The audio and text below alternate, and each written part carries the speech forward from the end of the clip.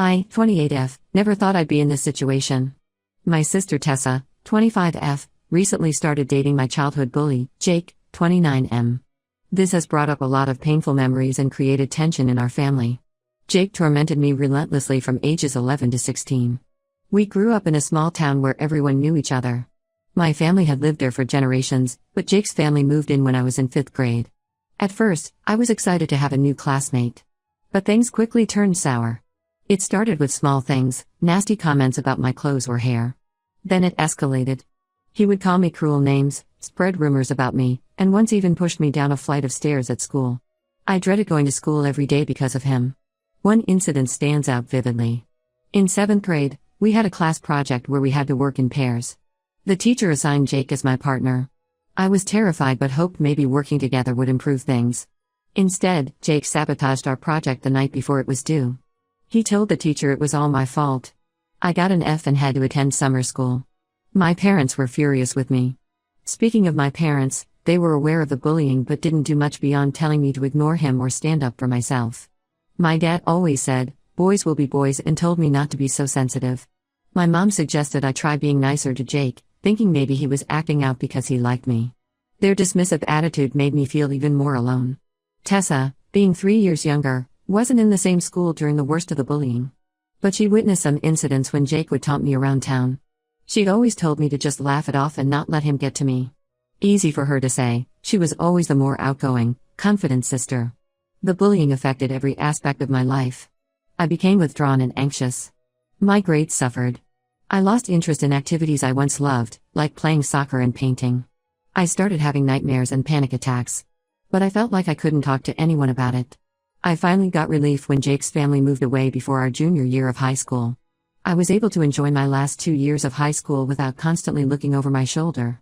I slowly came out of my shell, made some close friends, and even started dating. After high school, I went to college in another state. The distance from my hometown helped me heal. I went to therapy to work through the trauma and anxiety the bullying had caused. While I still have some lingering issues, I've mostly moved past that chapter of my life. I built a new life for myself in the city where I went to college. I have a good job as a graphic designer and a tight-knit group of friends. I even adopted a rescue dog, Max, who's been a huge source of comfort and joy. Things were going well, until last month. I was back in my hometown visiting family for my dad's 60th birthday. Tessa excitedly told us she had started dating someone new. I was happy for her until she revealed it was Jake.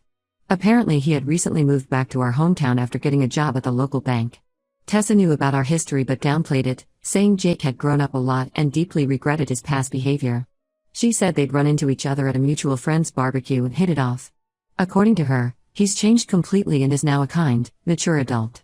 I was stunned and felt blindsided. All those old feelings of fear and anxiety came rushing back. I pulled Tessa aside and told her I wasn't comfortable with her dating my former bully. I explained how much his actions had hurt me and how I still deal with the aftermath. Tessa accused me of being dramatic and holding on to the past. She said I was being selfish and trying to control her life. She insisted Jake was sorry and deserved a second chance. When I pressed her on whether he'd actually apologized or acknowledged the bullying, she got defensive and changed the subject. My parents overheard our conversation and sided with Tessa. They said I needed to let it go for the sake of family harmony. My mom even suggested that maybe this was a blessing in disguise, a chance for Jake and I to reconcile and heal old wounds. I felt like I was taking crazy pills. How could they expect me to be okay with this?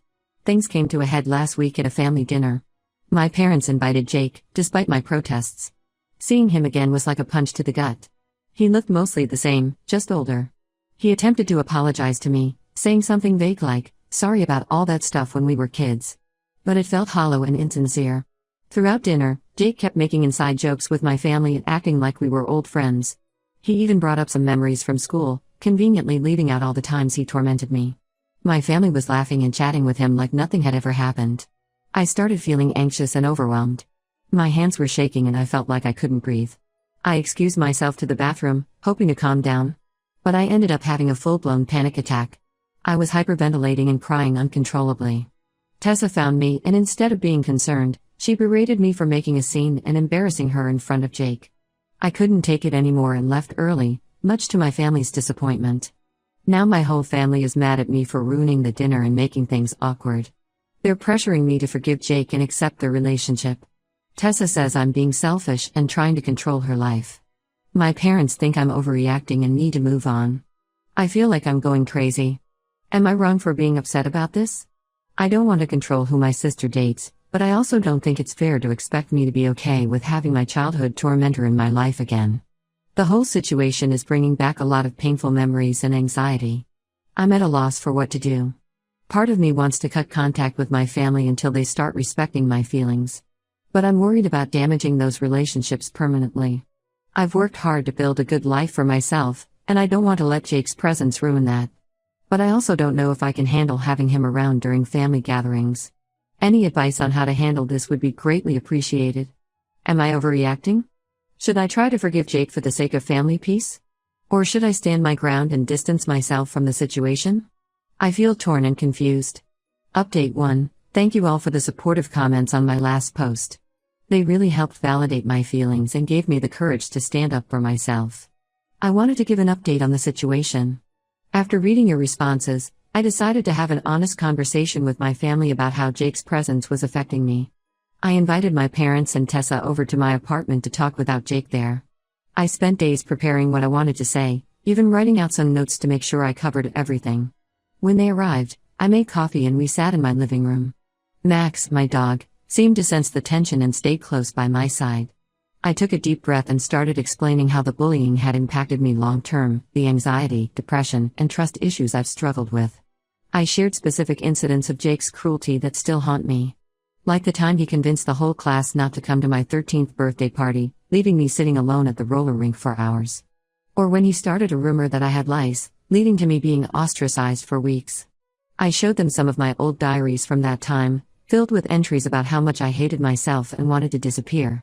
I even admitted that I had contemplated suicide at one point because of the relentless bullying.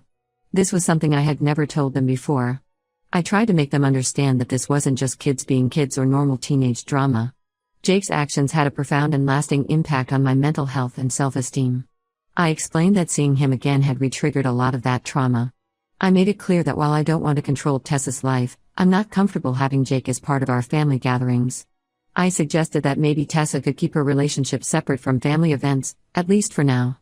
I said I was willing to be civil if I ran into them around town, but I needed more time before I could be around Jake in intimate family settings. Unfortunately, the conversation didn't go as I'd hoped. My parents seemed dismissive, saying I was dwelling on the past and needed to be the bigger person. My dad said that holding on to anger would only hurt me in the long run. My mom suggested I try talking to Jake one-on-one to clear the air. Tessa got defensive and accused me of trying to sabotage her happiness. She said I was being selfish and making everything about me. She argued that Jake was a different person now and that I was judging him unfairly based on things he did as a teenager. Then Tessa dropped a bombshell. She and Jake are now engaged after only 2 months of dating. She flashed a diamond ring I hadn't noticed before. Apparently, he had proposed last weekend and she had been waiting for the right moment to tell everyone. I was shocked by this news and expressed concern about them rushing into marriage. This led to a huge argument. Tessa said if I couldn't be happy for her, then I shouldn't bother coming to the wedding. She stormed out, saying I was dead to her if I couldn't accept her relationship. My parents weren't much better. They told me I was being selfish and immature. My mom said she was disappointed in me for not being more supportive of my sister. My dad said I needed to grow up and stop letting the past control me.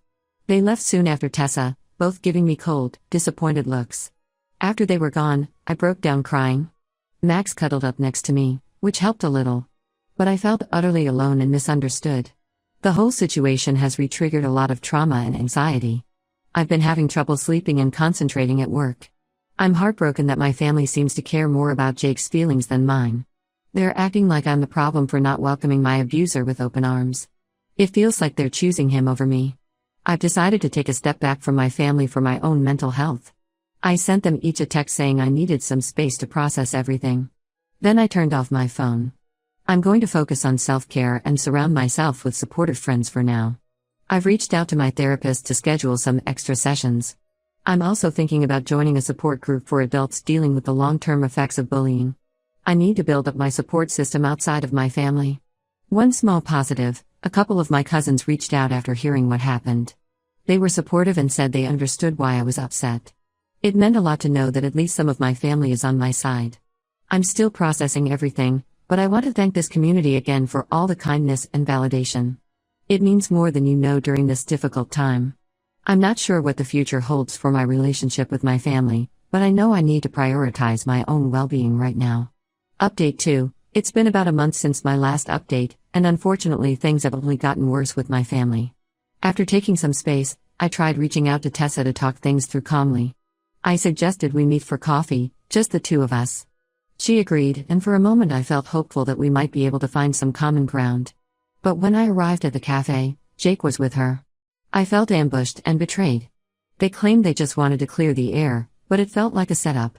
Jake launched into what seemed like a rehearsed apology, saying he regretted his past actions and had grown as a person. But something about it felt off, like he was saying what he thought I wanted to hear rather than showing genuine remorse. I tried to explain again how deeply his bullying had affected me, but Tessa kept interrupting to defend him. She accused me of trying to play the victim and said I needed to let it go. The conversation quickly devolved into an argument. I left feeling frustrated and unheard. A week later, Tessa and Jake got married in a quickie courthouse ceremony. My parents are thrilled and have fully embraced Jake as their new son-in-law. They didn't even tell me about the wedding until after it happened. I found out through social media when Tessa posted photos. Seeing them so happy together brought back all those painful memories. I ended up having another panic attack and calling out of work. My boss was understanding, but I worry about how this ongoing stress is affecting my job performance. My parents are furious that I didn't congratulate the newlyweds. They showed up at my apartment unannounced to berate me for being petty and ruining Tessa's special day with my drama. I tried to calmly explain again why this is so difficult for me, but they weren't listening. The breaking point came when my mom said, "Jake is family now whether you like it or not. You need to get over yourself and stop living in the past." She went on to say that I was being selfish and immature, and that my behavior was embarrassing the whole family. I lost it and told them to get out of my apartment. I said I was done trying to make them understand and that I needed space from all of them. My dad called me ungrateful and said I was tearing the family apart with my selfishness. They left, but not before my mom said she didn't recognize the person I'd become. I've blocked their numbers and social media for now. The constant pressure and guilt tripping were becoming too much to handle. I'm focusing on my mental health and leaning on my friends for support. One of my friends suggested I write a letter to my family explaining my feelings, even if I never send it. I've started doing that and find it somewhat cathartic. It's helping me process my emotions and clarify my thoughts. I know cutting off family is extreme, but I feel like I have no other choice right now. Their complete disregard for my feelings and trauma is devastating. I'm not sure if or when I'll be ready to have them in my life again. For now, I'm throwing myself into work and my hobbies. I've started volunteering at a local animal shelter, which has been a good distraction. Spending time with the dogs reminds me of the unconditional love and support that Max gives me. I'm still struggling with feelings of guilt and doubt. There are moments when I wonder if I'm overreacting or if I should just try harder to accept the situation. But then I remind myself of how anxious and depressed I've felt since Jake came back into my life, and I know I'm making the right choice for my mental health. It's a difficult and lonely road, but I'm taking it one day at a time. I'm grateful for the support of my friends in this community.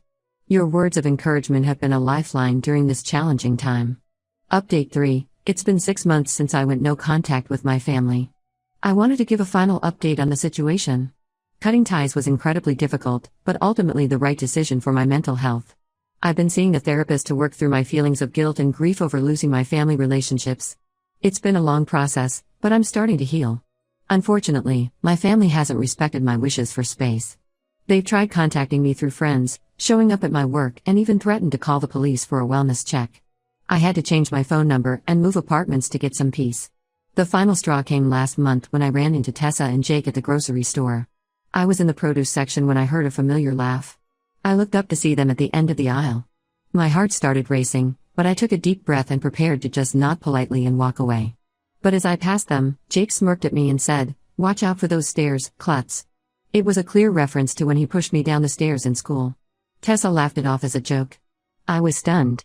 It was clear he hadn't changed at all, and my sister was enabling his behavior. I left my cart and walked out of the store, fighting back tears.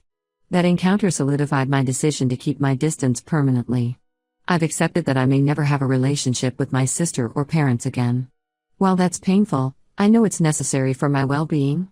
I'm focusing on building my chosen family of supportive friends. I've become closer with my cousins who reached out before. We've started having monthly dinners together, which helps fill the void of family gatherings. I'm also considering moving to a new city for a fresh start away from all the painful memories. I've started looking at job openings and apartments in a few different places. The idea of a completely new beginning is both scary and exciting. My therapist suggested I join a support group for people estranged from their families. I was hesitant at first, but it's been incredibly helpful. Hearing others' stories and knowing I'm not alone in this struggle has been comforting. I still have bad days where I miss my family and second-guess my decision. But overall, I know I'm on the right path. My anxiety has decreased significantly since cutting contact, and I'm starting to rediscover parts of myself that I had suppressed for years. I've picked up painting again, something I loved as a child but gave up because of Jake's bullying. It's been therapeutic to express myself through art. I'm even considering showing some pieces at a local gallery's amateur night. Max continues to be a source of comfort and companionship. We've been going on longer walks and hikes, which has improved both our physical and mental health. I'm grateful for his unconditional love during this difficult time. Work has been a positive distraction. I recently got a promotion and have been taking on more challenging projects. My boss has noticed my improved focus and creativity since I've been prioritizing my mental health. Thank you to everyone who has offered kindness and support throughout this ordeal. Your words have been a lifeline during the darkest moments. I'm still on a journey of healing, but I finally feel hopeful about the future. While I may not have the family I was born into, I'm building a life filled with people who respect and value me. And most importantly, I'm learning to respect and value myself. It's not always easy, but it's worth it. For anyone going through a similar situation, know that you're not alone. It's okay to prioritize your own well-being, even if others don't understand. Healing is possible, and you deserve peace and happiness.